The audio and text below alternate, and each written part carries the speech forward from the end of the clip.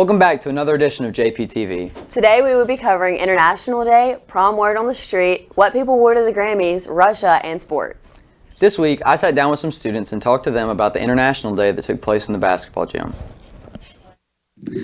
Ellen, how was International Day? It was so much fun. My country was Greece, and I had a little darts game we played, which was really fun. I got to put Emma Rose into a chiton, which is like the Greek predecessor of a toga. So I had a really fun time. That's fun, yeah. Now, the sumo wrestling, did you see any of that? I did. I also got to see people walking around in the sumo costumes, which is probably my favorite part.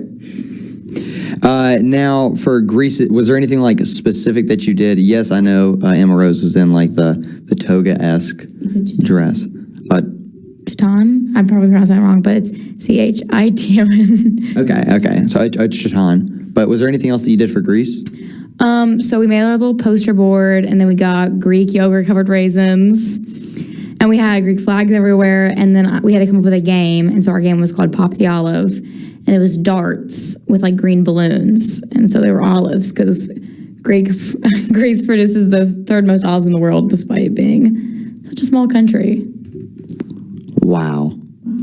Well, thank you so much, Ellen. It means a lot, and I hope you enjoyed International Day. Love International Day. I love being a student ambassador. Micah, what were your thoughts on International Day this year? It was very fun to watch and see all the cool different countries. And also watching Win and Sam sumo fight. Now, what country had the best food, would you say, of all the countries that you went to? Probably Belgium. They had waffles, and I really like waffles. That's a very good answer. Now, so was the sumo wrestling, watching that happen, was it your favorite part? Most definitely. Seeing Wendy and Tony get body slammed by Sam Leggett was pretty entertaining. That's excellent. Well, I hope you had a good time, and I thank you for your time. What were y'all's favorite parts of International Day? My favorite part was definitely seeing Sam and Wayne battle it out at sumo wrestling. That was mine. I enjoyed all parts of International Day. And I loved getting to see all of the different foods from each place. It was really interesting. Russia came through. Russia did come through. What were y'all's favorite country? What was like the favorite country to go to? Was it Russia? Yeah. I'm a little biased in my opinion, but I think Japan was the best by far. Japan was also a really good one. Thank you. And Greece. What country had the best food? I didn't eat any. Japan just had candy, but China had fried rice, so I would go China. Yeah, China. Thank y'all. Anders Morgan and Bradley Carter went around campus and interviewed students about this year's prom coming up next Thursday. Julia, can you tell us some things about prom? So our theme this year is Night in New York, and we're gonna have a lot of fun decorations. What made you choose Night in New York?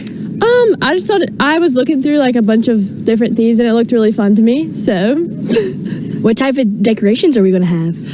we're gonna have a Statue of Liberty with cupcakes around it. It's gonna be huge, and we're gonna have a photographer that like walks around, take pictures of you dancing. So that'll be really cool. So a lot of different things from last year. Is it a band or DJ? A band. It's the same band as last year. We loved them, and it's also the same place. It's at the Ivy, so I think it'll be really good. Are you looking forward to it? I'm so excited. Thank you. You're welcome. Who is going to be prom king and queen? Sheila Ferguson. Not sure about the king, but maybe Sam Graves. You never know. Thank you. You just have to jump. Today I'm here with Thomas Wasson. Thomas, can you tell me a little bit about prom? We had to pay $60 to get in because we didn't do a junior garage sale. So that kind of sucks. But do you regret not doing a junior garage sale? I mean, we didn't have to, set up and work for 10 hours. So obviously that was good, but it is still $60, which was pretty steep. But yeah. Who do you think prom king and queen are going to be? King, we got to go with Sam Leggett. Queen, I don't know. It's anybody's game. Thank you. Today I'm here with Romney McLeod. Romney, are you excited for prom? I am so pumped. What are you the most excited about? Well, just to get ready, get my spray tan, get my nails done, my dress, to go eat and just dance in the middle of the circle. Duh. That is so exciting. What color is your dress? It is like a magenta, sort of hot pink. It's a little spicy. Do you have any dance moves that you're going to get down with? Every single Revyon move I have ever learned in the history of my show choir career is gonna be out on the floor. Do you mind showing us some? You know what? You're just gonna have to wait and see. I don't want to give away any of my best moves personally, but Thank you very much. You're welcome. Can't wait to see you on the dance floor. This week on Ferguson and Fry, Wonder why? Sheila Ferguson and Margie Fry rate celebrities' outfits at the Grammys and the Oscars with the help of Peter Downing. Welcome back to the Ferguson and Fry Wonder Why. I'm your host, Sheila Ferguson. And I'm Margie Fry, and we're here with Peter Downing, who's our special guest. So this week, we are going to be rating celebrities' outfits from the Grammys and the Oscars. So to start off, we have Olivia Rodrigo. You know, I didn't notice like the outline going on in the dress there. I don't know.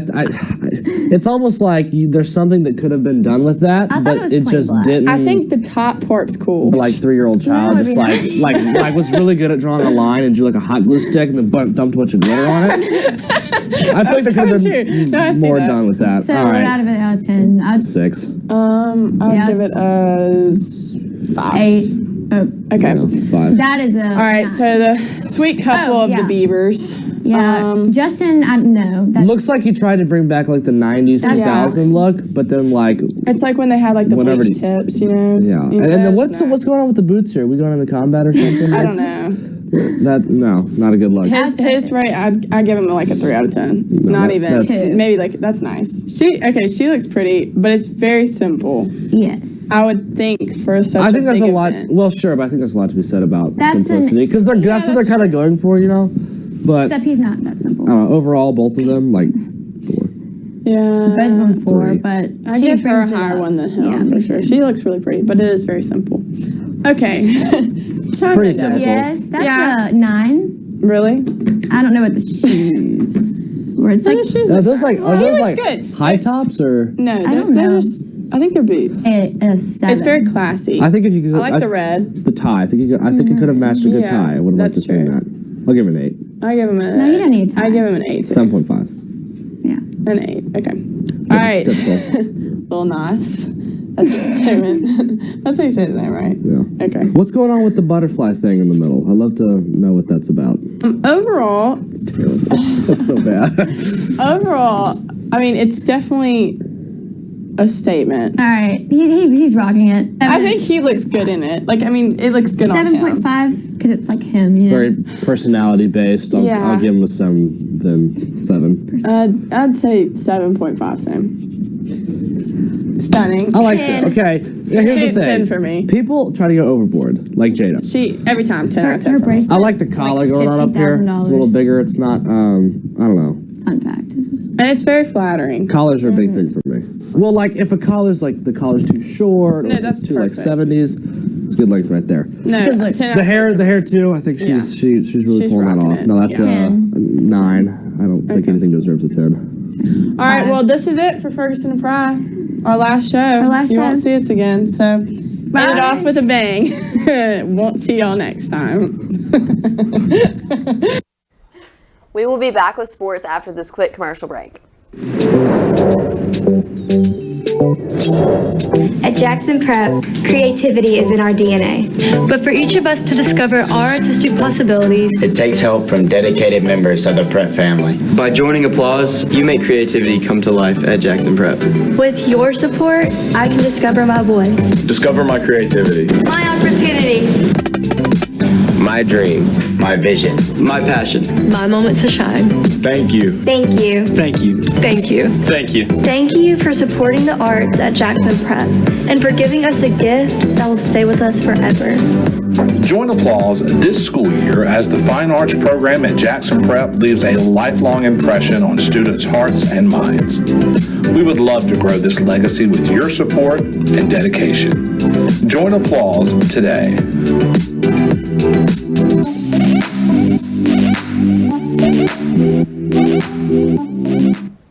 Welcome back to the Jackson Prep World of Sports. This past Friday, your baseball team looked for a chance to win their first conference series against Madison Ridgeland Academy after a win last Monday at Prep. The Patriots traveled down to Old Canton MRA to play the final 2 games and will go in looking to win both for the sweep. In their first game, Connor Griffin had a strong performance on the mound with 7 strikeouts in his 6 innings pitched. Ford McDaniel came out of the bullpen with the save. The offensive side was just as hot with Eli Birch, Matthew Cochran, and Duncan Matthews all having multiple hits. Prep will go on to win this game 4-3. Following this victory, and with the chance for the sweep, the Patriots gave a valiant effort that came down to the wire. However, they would fall 5-4, but still claim the series win. On Monday, the Patriots ventured down I-55 this time to face off against the Hartfield Academy Hawks to start another conference series. Will Gibbs dominated per usual with 0 runs and 8 strikeouts. Reeves Reynolds also showed out, having his 2nd home run of the year. I guess Reeves feels comfortable playing there because both of his home runs have been on that field. Matthew Cochran, who has been on fire for the past 2 weeks, ended the game with multiple hits. Your Patriots would shoot down the Hawks 6-0. With this 3-1 start to conference play, the Patriots moved to 18-4 on the year. They will play Hartfield at Prep tonight with the JV game starting at 5 and the varsity at 6:30. That's all for sports this week, but we'll be right back after this quick commercial break. During your time here at Prep, you're going to find a home for academics, a home for the arts, a home for athletics.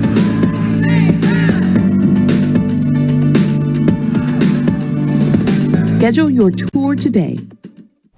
Mr. Hughes gives us an update on what is currently happening regarding the Ukraine-Russia war since the last time he appeared on the show.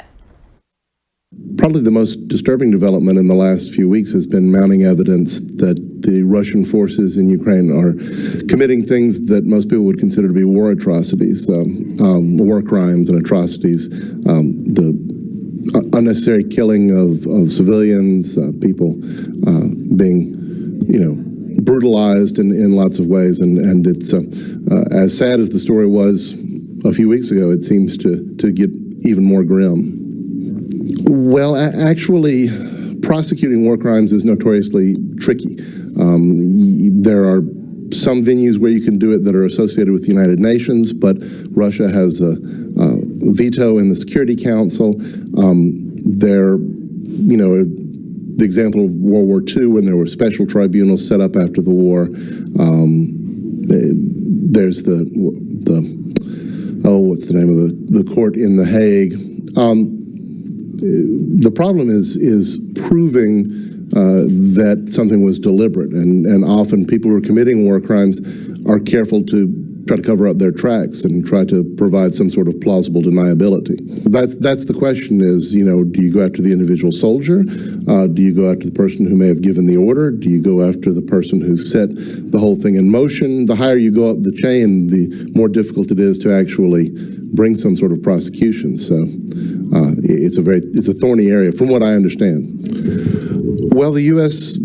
is clearly on the side of the Ukrainians, and we've been providing all sorts of assistance, both military and otherwise.